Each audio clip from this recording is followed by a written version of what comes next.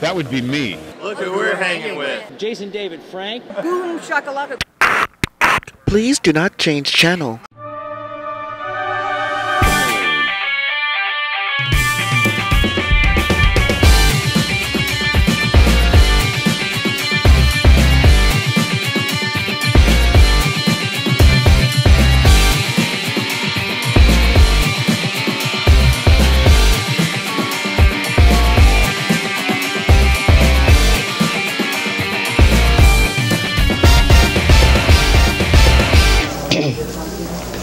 All right, welcome back. Thanks for logging on and tuning in. If you haven't already, hit that like button and subscribe.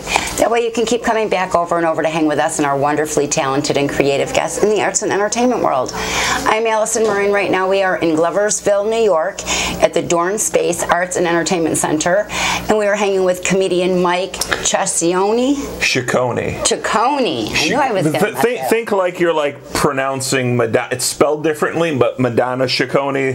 It's pronounced the same way. Cecconi. She's probably like my 18th cousin or something, you know, far enough away where when the different branches of the family came through Ellis Island, they transliterated it differently. But what you need to understand is Northern Italian, Tuscan Italian is very strange. There are sometimes H's where there are no H's. So Cecconi. No H's in Cecconi. But in English, there are no H's in it, but there's H's in the pronunciation. Very good. Cecconi. I like it. So tell us a little about your comedy routine. You're a little unique. I'm a little different. I like to call myself a stand-up poet in that I mix in with regular stand-up material. I mix in comedic poetry because when I first started performing in open mics, generally what I was comfortable with, because I'm not the best at memorizing,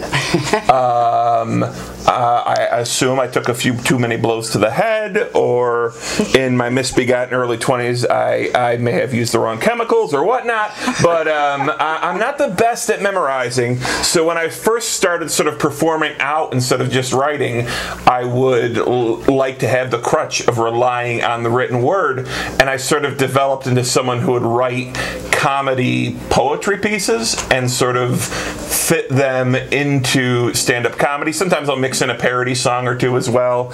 So I'm sort of like a mix of all the different kinds of comedy. You know, there's a lot of stand-up, and I appreciate the talent of the stand-ups who can go patata-da-da-da, patata-da-da-da, patata-da-da-da. But I don't have the memory to remember all the patata-dadas. So I like to call myself a stand-up poet because what I do sort of like walks the line between comedic poetry and stand-up comedy with a little bit of performance art mixed in there. Wow. So how did it all start for you? When did what drew you into wanting to be into comedy? Because you went to college for... I went to college for film. I went to Syracuse at Newhouse, and I was one of those idiot schmucks who thought I was going to walk out of film school and be writing for The Simpsons at like 23. So when I was younger, I very much was one of those people who was a comedy writer, but someone who thought they were going to be writing for other people to perform. So it wasn't probably until my late 20s or early 30s that I actually started realizing, hey, I'm never going to get anyone to do this for me. I'm going to have to do this myself. So I think that's sort of why I took a weird path through a little bit of improv, a little bit of musical comedy, a little bit of comedic poetry.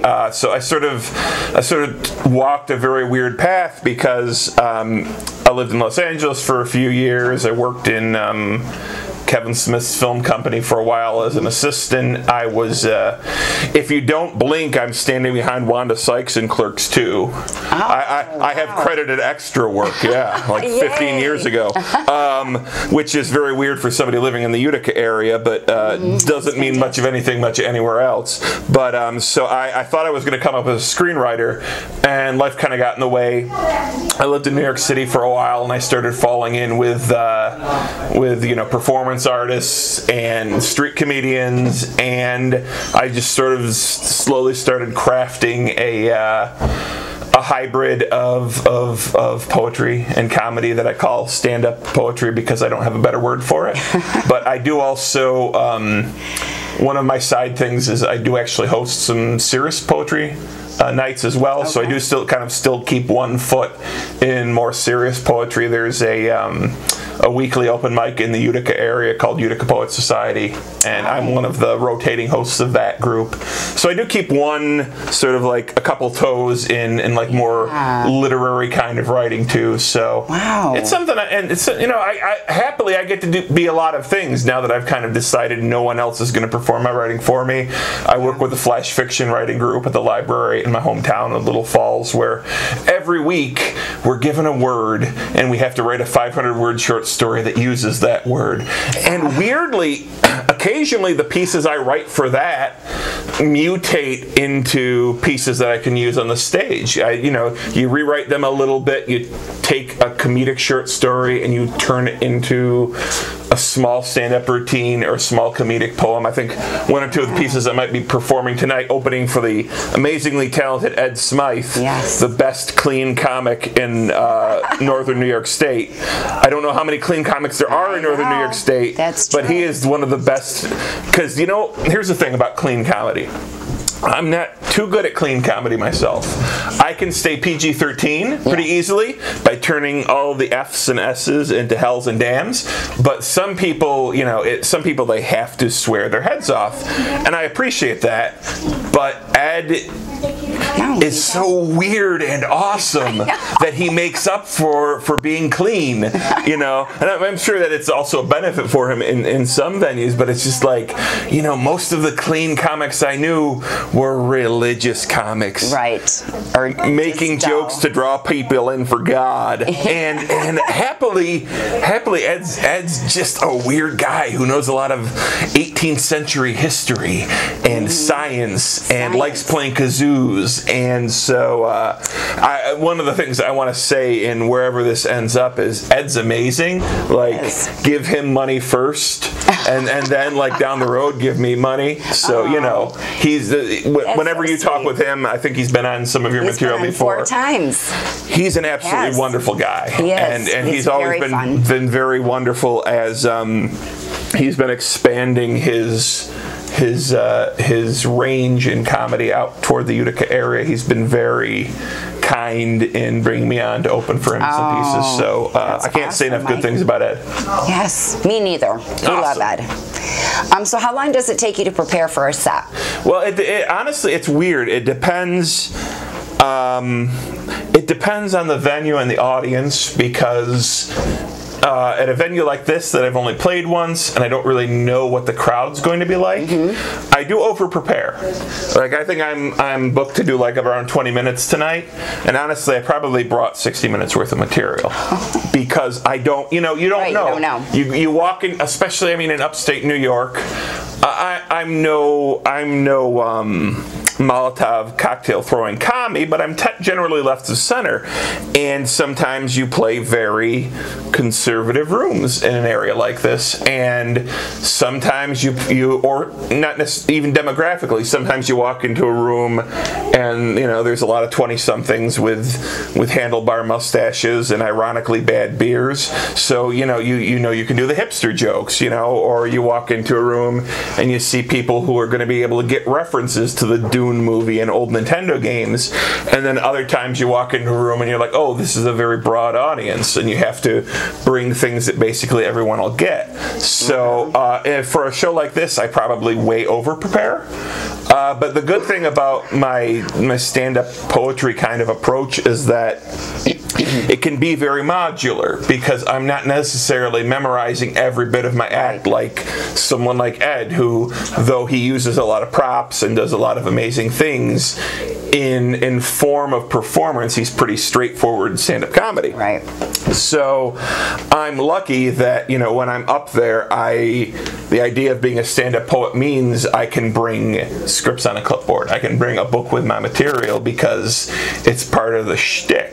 It's a part of the shtick of being a stand-up poet. So I will kind of bring very modular acts. Like the last time I came here, I'd never played here before, so I definitely made sure to bring a couple of prop-driven pieces. I brought a piece of mine called Lemons, where it definitely involves like cutting a lemon in half, squeezing it over my nipples, throwing the lemons into the crowd.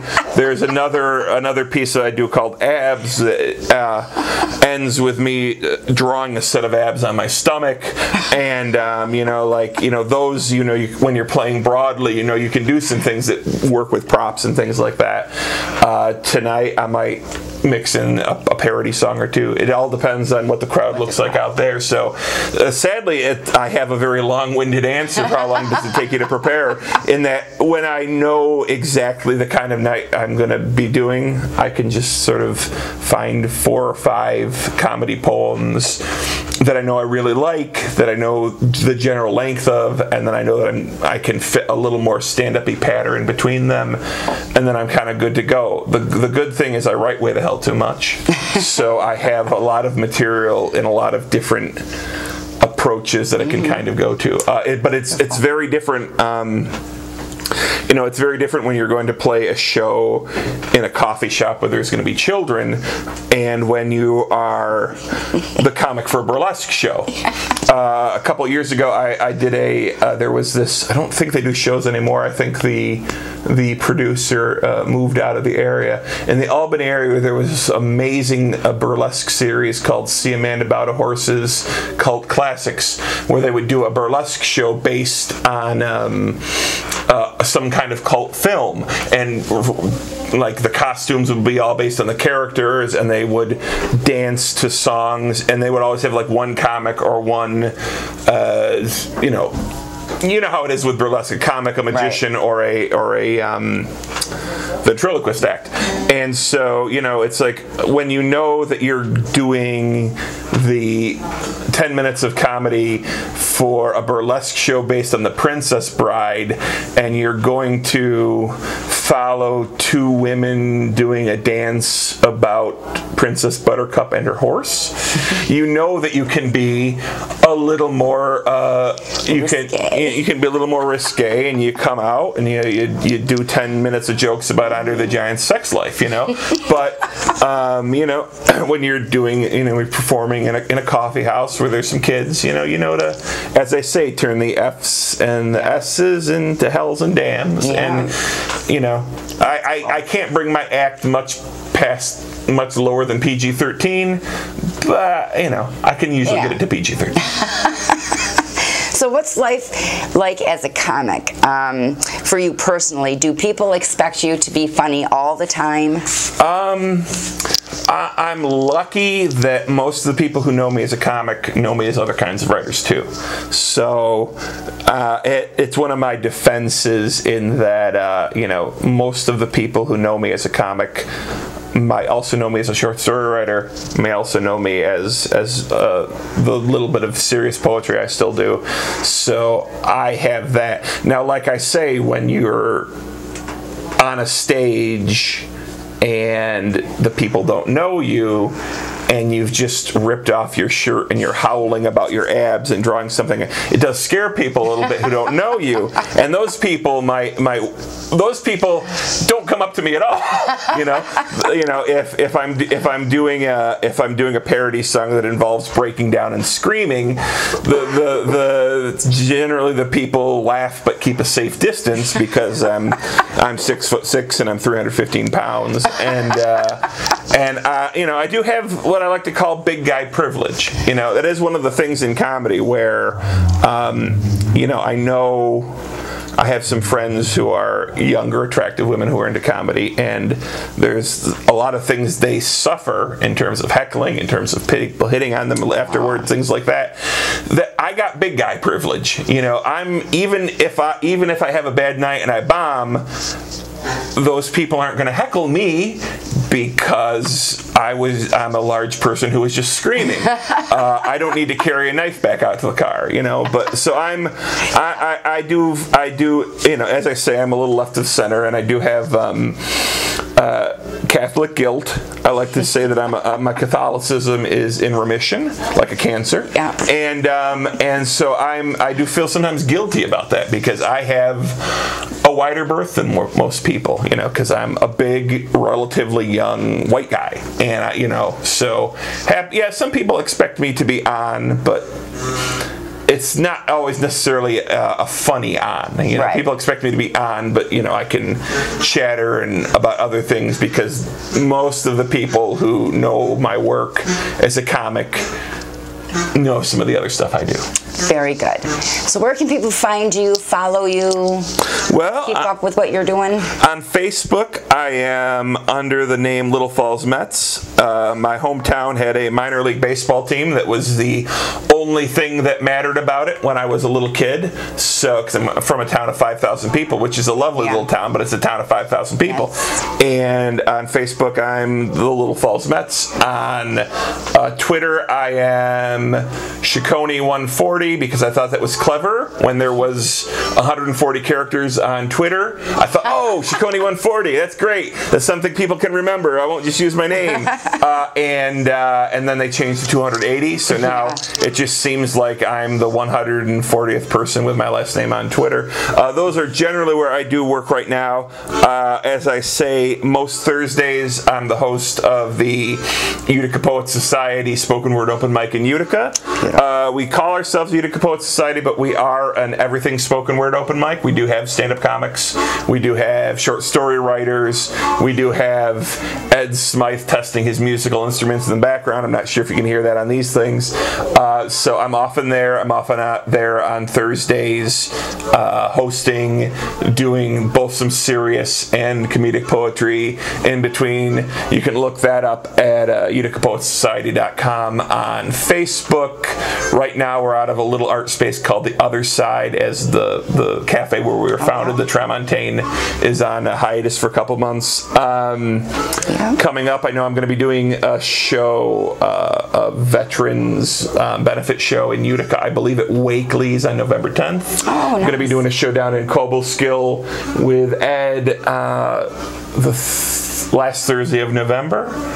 I'm doing a lot of weird little things as I sort of figure out how to do this in the small towns of upstate New York after having lived in LA for 7 years and Brooklyn for a couple. It's interesting. That is one of the things about sort of figuring out how to get that working. Like, I did a TED Talk a couple years. You can find, if you look up Mike Cecconi and TEDx Utica, I did a TED Talk about comedy's role in society that actually has a couple of my comedy pieces in there as examples. That's a good thing if you want to get a sense of how my comedy fits into my other kinds of writing. I forget the exact, but look up TEDx Utica basically. Look up Mike Cecconi, CECCONI, and that could give you. I'm actually booked at another local college, Herkimer College, where I'm going to be reenacting that for them, make a couple bucks. I do a lot of weird things around here, and generally I'm like the backup host for like half the open mics between Utica and Albany. So you might find me at the High Wheeler open mic in Fort Plain. You might find me at the Old Sal's open mic in Little Falls. And if the host doesn't show up, they'll give me $30 and I'll host. So, things like that. I'm all around here. I'm sorry, I didn't mean to talk your ear off. That is okay. I didn't give you many words in edgewise. No, that's fine with me. But I'm ready to play a game. You want to play a game? I'm relatively good at games. Let's play a game. We're going to play Personally Incorrect. The first game we're going to play is called Reattach the Lavalier Mic. It's a very interesting game. It takes a lot of hand-to-eye coordination. There we go. So I just draw a question card or an answer? This is a question card. These are the answer cards. You take all four, and then you pick the funniest one for the... And I'm going to play with you because I like to embarrass myself too. Oh, yeah. I need a question. I like these card games. I've played a few different games like this. Let me pick a card. Uh-oh. Did you get some good ones? I got some weird ones. Okay. I got to put my glasses on because I'm blind, I'm blind without these too, but, You want me to go first? Yeah, you go first. I'll embarrass myself first. Let's see. Let me get these the right way here. Harry borrowed them. Now they're all messed up. Okay. Hi, Hi, Harry. Harry's the person behind the machine there. People say Paris is the city of love, but based on Harry's trip, it seems to be the city of nip sip. Nip slip?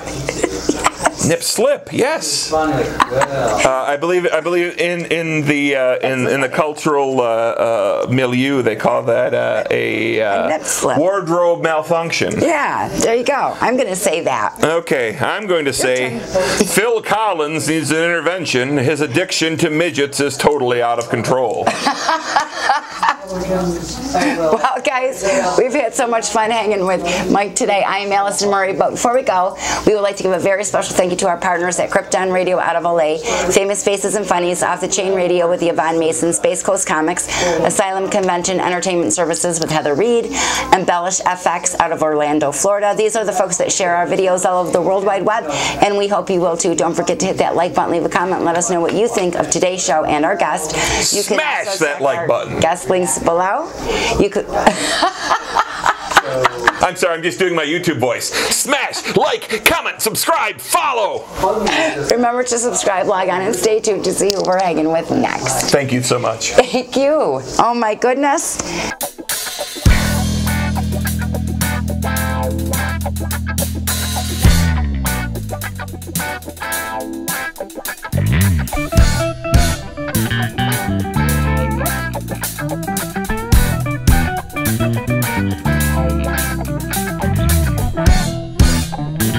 Thank you.